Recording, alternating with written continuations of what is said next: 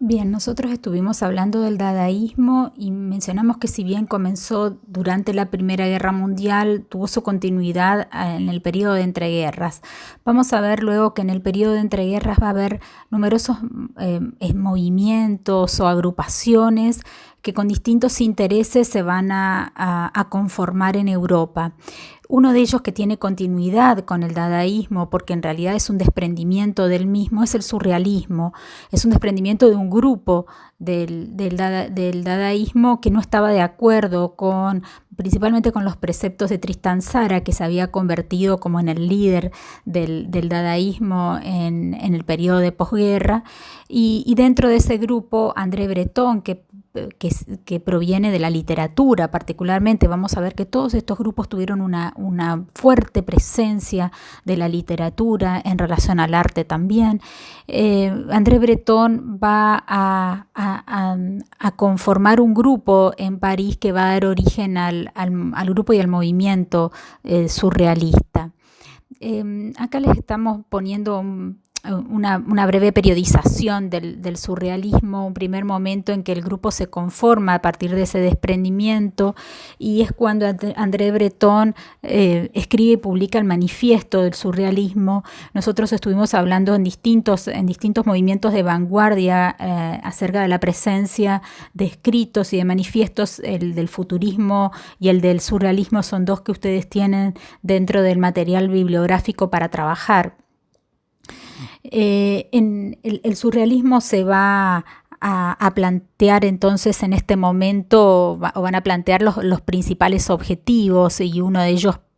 centrales va a ser la importancia de ir en contra de la razón occidental, de plantear la liberación de esa razón occidental. Breton hablaba de la imaginación al poder.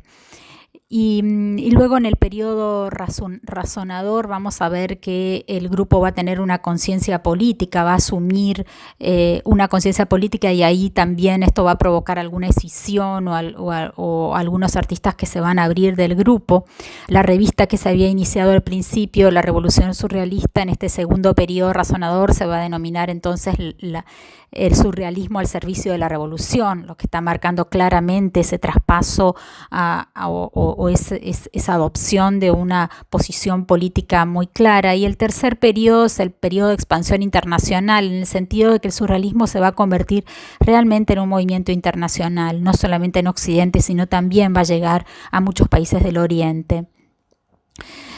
Así que para poder entender el surrealismo debemos comprender este marco histórico, esta situación político-social de la posguerra, o de lo que llamamos periodo de entreguerra, y estos objetivos que van a tener los surrealistas, siguiendo también algunos intereses de las vanguardias previas de cambio radical, pero en este caso en una búsqueda de superar la distinción entre inteligencia y sensibilidad.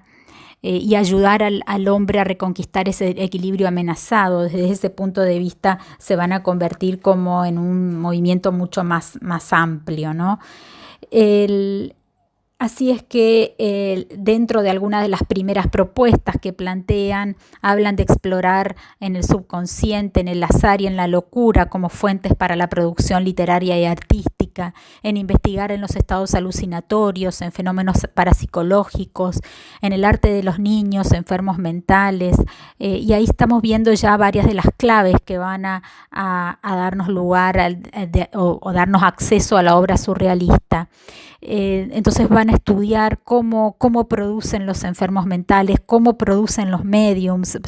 van a observar, van a convertir incluso espacios de investigación y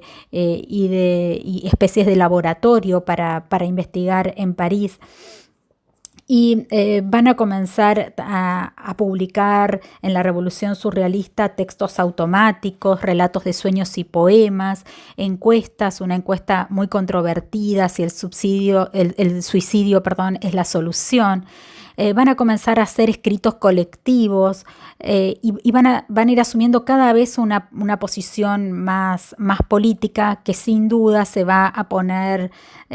claramente en el contexto internacional en un encuentro que van a tener en 1938 Breton con Trotsky cuando Trotsky estaba exiliado en México.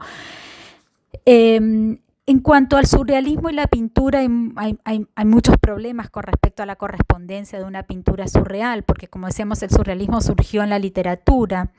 y algunos de ellos, de los escritores surrealistas, dirigieron estas revistas que mencionamos antes, donde muchos artistas comenzaron a exponer o a teorizar, en caso de Breton a teorizar, y algunos artistas a plantear la posibilidad de un arte, de un arte surreal. Así es que podemos entender que en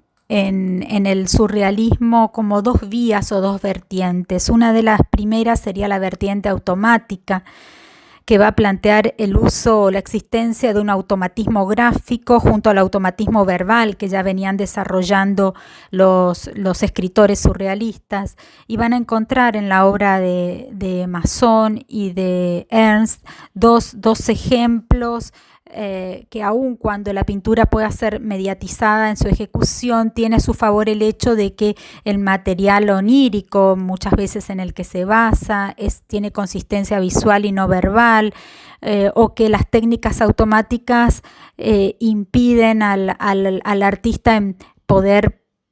reflexionar acerca de lo que están realizando. Entonces, Ernst va a desarrollar muchas técnicas automáticas como el frottage, el decoupage, el fumage,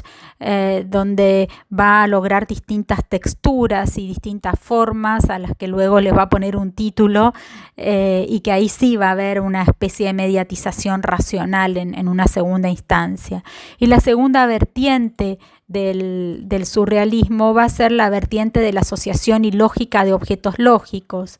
En esta vertiente muchos de estos artistas habían valorado la obra de Giorgio De Chirico. De Chirico era un artista italiano que ya venía produciendo previamente al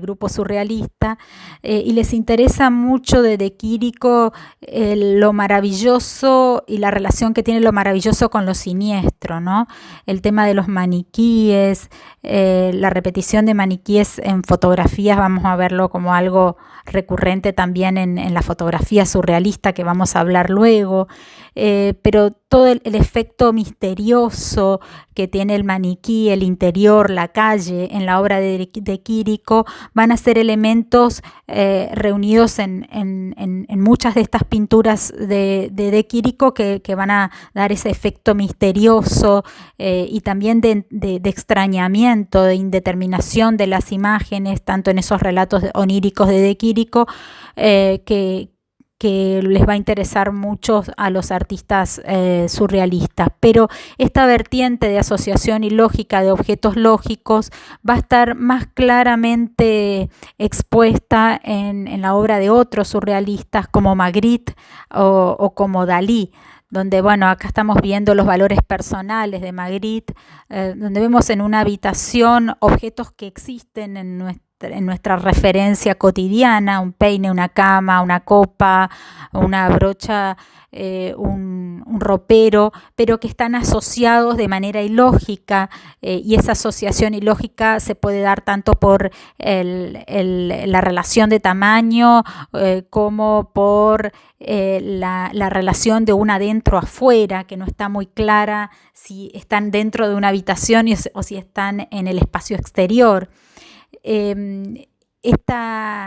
Estos elementos van a ser desarrollados en el caso de Dalí a través de lo que va a ser también otras propuestas o técnicas, digamos, de asociar de manera ilógica a partir de un universo que van a investigar muchísimo, que es el universo de los sueños, ¿no? Como en el sueño las imágenes no aparecen relacionadas de manera lógica y entonces se van a presentar de esta manera ilógica en las obras de estos artistas. El método paranoico crítico va a ser el método desarrollado por Dalí en esta asociación de imágenes que a su vez generan otras imágenes y esas a su vez otras, y que depende, según decía Dalí, de la capacidad paranoica que tengamos nosotros también en tanto espectadores para poder identificar tantas imágenes como son posibles. ¿Por qué el método paranoico? Porque la paranoia supone esa posibilidad de relacionar de manera ilógica acciones, hechos, sujetos, estados, y que en Dalí se convierte en una práctica para el desarrollo de sus composiciones. Y por último, hay muchísimo más, pero vamos a verlo de manera muy sintética. Otras de las experiencias que van a desarrollar y que muchas veces resume esas vertientes automáticas con una vertiente de asociación ilógica de objetos lógicos son las obras conjuntas realizadas por artistas y que muchas veces, por artistas y escritores, y que se convierten en lo que se denomina cadáver exquisito, donde uno no sabe lo que hizo el otro y a través de distintas estrategias de producción desconocen la parte de la obra que hizo el anterior y así van construyendo una obra colectiva.